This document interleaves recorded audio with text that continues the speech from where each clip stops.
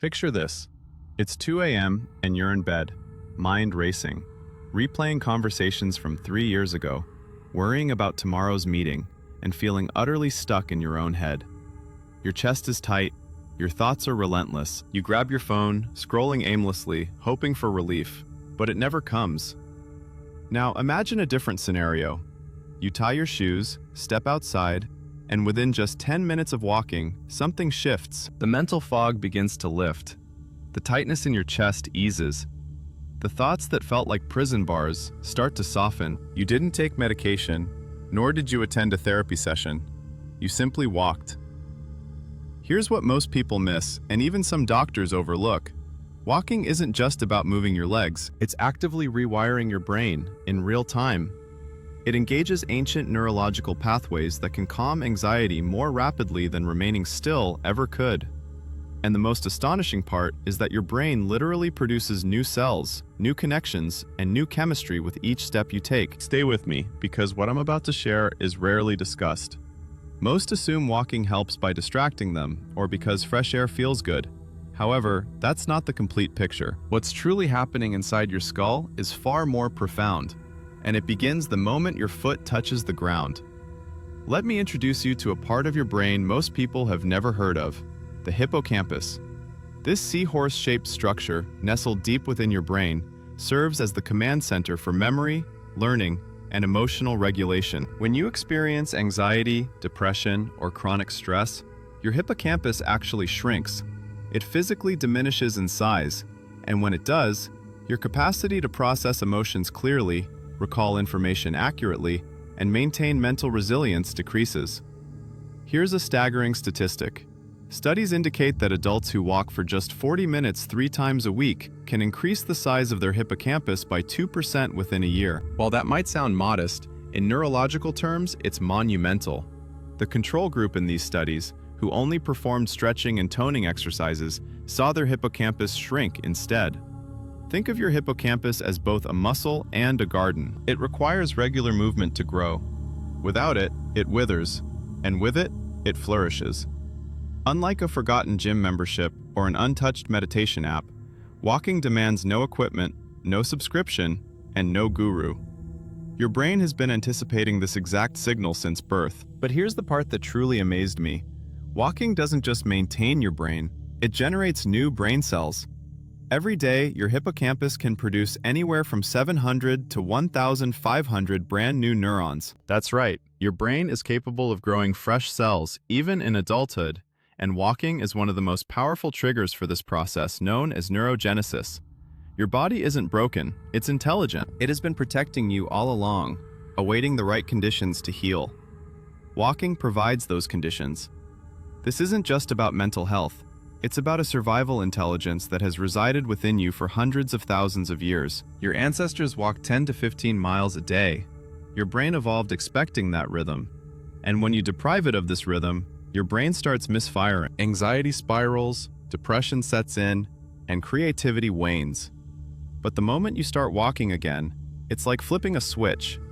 Your brain recognizes the pattern and declares, "Ah, yes, this is what we're designed for," and begins to repair itself. So let's explore what's actually happening inside your brain and body from the instant you take that first step, because this isn't magic, it's biology. And once you understand the timeline, you'll realize why walking feels so different from sitting in a chair trying to think your way out of stress. Phase 1. The first 5 minutes. Bilateral activation begins. The moment you start walking, something remarkable occurs. Your left foot moves, then your right foot moves. Left, right, left, right. This alternating motion creates what neuroscientists call bilateral stimulation, rhythmic activation of both sides of your brain. This is the same principle employed in EMDR therapy, a trauma treatment where therapists guide patients' eyes back and forth or use tapping on alternating sides of the body. The idea is that bilateral stimulation helps the two hemispheres of your brain communicate more effectively, allowing you to process emotions and memories in a clearer manner. But here's the thing. You don't need a therapist or a specialized clinic. Walking does this naturally. Every step you take sends signals back and forth between the left and right hemispheres of your brain. It's like your brain is having a conversation with itself, integrating fragmented thoughts, calming overactive worry circuits, and fostering mental coherence. Think of your brain as a tangled ball of yarn. Walking gently untangles it, strand by strand, without force. Simultaneously, your autonomic nervous system, the part of your body that governs stress responses, starts to shift. Your sympathetic nervous system, the fight or flight mode, begins to quiet down. Your parasympathetic nervous system, the rest and digest mode, starts to activate. Your heart rate stabilizes, your breathing deepens. You're not consciously orchestrating this. Your body is doing it for you, simply because you are moving. Phase 2, 10 to 20 minutes in, the neurochemical cascade. Now we're entering the sweet spot. Around 10 to 20 minutes into your walk, your brain begins to release a surge of neurochemicals, natural substances that alter how you feel, think, and perceive the world. First up are endorphins. These are your body's natural painkillers and mood enhancers. They are why people talk about a runner's high, but you don't need to run to experience them. A brisk walk is sufficient to trigger their release. Endorphins bind to receptors in your brain, reducing the perception of pain and stress. They create a sense of calm and even a mild euphoria. Next, serotonin. This is your mood stabilizer. Low serotonin levels are associated with depression, anxiety, and obsessive thinking. Walking naturally increases serotonin production, which is why numerous studies show that walking can be as effective as antidepressants for mild to moderate depression. In fact, a 2026 study found that exercise, including walking, was just as effective as medication in alleviating depressive symptoms. Then, there's dopamine, the molecule of motivation and reward. Dopamine helps you experience pleasure, focus, and drive. When you're stuck in a mental rut, dopamine is often low. Walking gently elevates dopamine levels, which is why after a walk, you often feel more motivated and clear-headed. But here's the truly exciting one: BDNF, or brain-derived neurotrophic factor. Think of BDNF as fertilizer for your brain. It helps existing neurons remain healthy and encourages the growth of new ones. Walking triggers a significant increase in BDNF, particularly in the hippocampus. This is the mechanism behind neurogenesis, the birth of new brain cells. It's like walking transforms your brain into a greenhouse. New seeds are planted, old plants are watered, and the entire ecosystem thrives. And get this, researchers discovered that even a 12-minute walk can boost BDNF levels. You don't need to walk for hours, you just need to move consistently. Phase 3, 20 to 40 minutes. Stress hormone rebalancing. By now, your body is actively reducing cortisol, the stress hormone. Cortisol isn't inherently bad, it's vital for survival. However, chronically high cortisol levels are toxic. They shrink your hippocampus, impair memory, weaken your immune system, and make you feel simultaneously wired and exhausted. Studies demonstrate that walking can cut cortisol levels by up to 53%, especially if you're walking in a natural environment like a park or trail. Even walking in an urban setting still reduces cortisol by about 37%. That's a substantial shift. Imagine cortisol as a fire alarm blaring in your house. Walking doesn't ignore the alarm, it actually resolves the underlying issue so the alarm can be turned off. Your body ceases to perceive a constant threat. Your nervous system recalibrates. You feel safe again. This is why walking after a stressful meeting, an argument, or a difficult day feels so effective. You aren't avoiding the problem, you're giving your body the tools to process it. Phase 4, 30+ minutes. Creative breakthrough and mental clarity. Around the 30-minute mark, something remarkable unfolds. Your default mode network, DMN, lights up. This is a network of brain regions that activates when you're not focused on a specific task, when your mind wanders, daydreams, or reflects. The DMN is crucial for creativity, problem-solving, and self-reflection. It's where breakthrough ideas originate, and walking is one of the most effective ways to activate it. This is why so many great thinkers, from Aristotle to Steve Jobs, were enthusiasts of walking. They weren't procrastinating. They were tapping into a deep cognitive resource. Your brain becomes more open, more fluid, and more insightful. Think of your brain as a snow globe. Sitting still keeps all the thoughts settled and stuck. Walking gently shakes it up, allowing new patterns to emerge. And here's what researchers have found. Walking in nature enhances this effect even further. Natural environments lessen mental fatigue and boost what's known as executive attention, your ability to focus, plan, and solve problems. It's like your brain receives a software update every time you step outside. Let's discuss what the research truly indicates, because the science supporting walking and mental health is surprisingly robust. A 2026 study published in JMR Public Health and Surveillance, which analyzed over 200 studies, found that walking significantly reduced symptoms of depression and anxiety across most populations.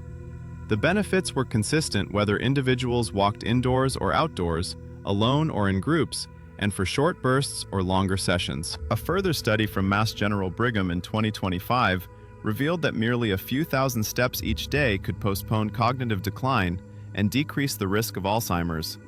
The hippocampus, the brain region primarily impacted by Alzheimer's, exhibited protection in individuals who engaged in regular walking. However, what most astonished researchers was the finding that walking might prove more efficacious than conventional talk therapy for certain people. A 2025 randomized pilot study, published in the Journal of Clinical Psychology, showed that men participating in walk and talk therapy sessions conducted while walking outdoors, had higher attendance rates and reported greater mood improvements compared to those undergoing traditional indoor therapy. Why this difference? Because walking doesn't solely address your thoughts, it engages your entire nervous system. It constitutes a comprehensive bodily reset. Scientists once believed that exercise aided mental health merely as a distraction or due to improved physical fitness. Yet, we now understand that this isn't the complete explanation. The advantages are neurobiological. Walking alters brain structure, brain chemistry, and brain connectivity in ways that remaining sedentary simply cannot. And this isn't exclusively for healthy adults. Studies demonstrate that walking benefits individuals with PTSD, ADHD, chronic anxiety, and even schizophrenia.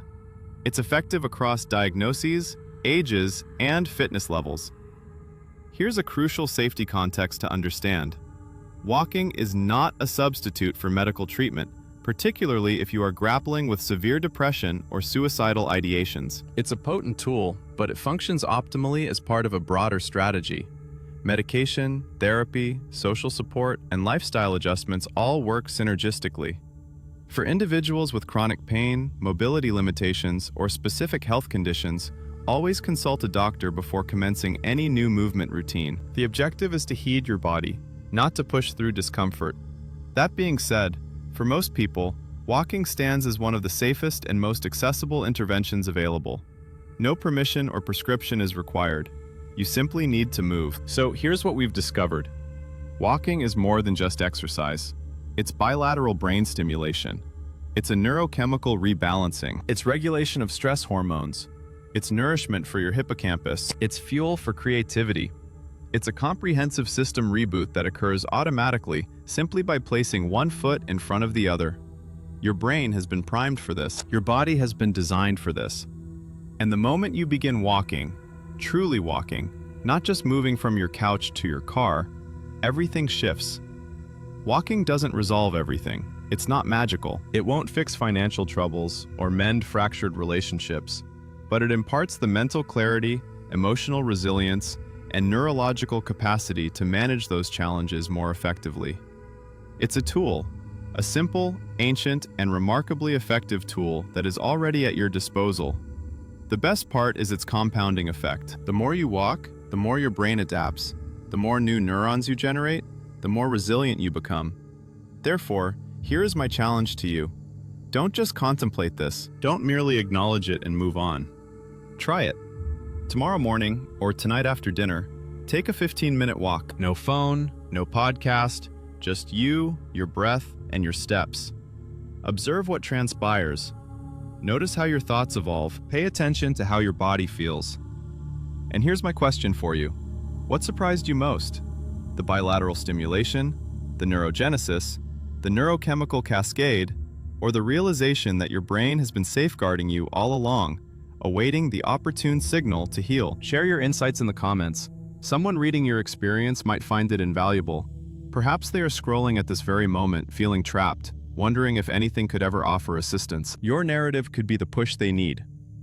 And if you desire more science-based explanations like this, devoid of exaggeration or fear-mongering, simply a calm, curiosity-driven exploration of how your body genuinely functions, then subscribe. In the next video, we will delve into what most people misunderstand about sleep and the brain's nocturnal repair system, and why neglecting it can subtly undermine everything you strive to build. Your body is not your adversary, it's your ally, and walking is one of the simplest methods to remind it that you are attentive.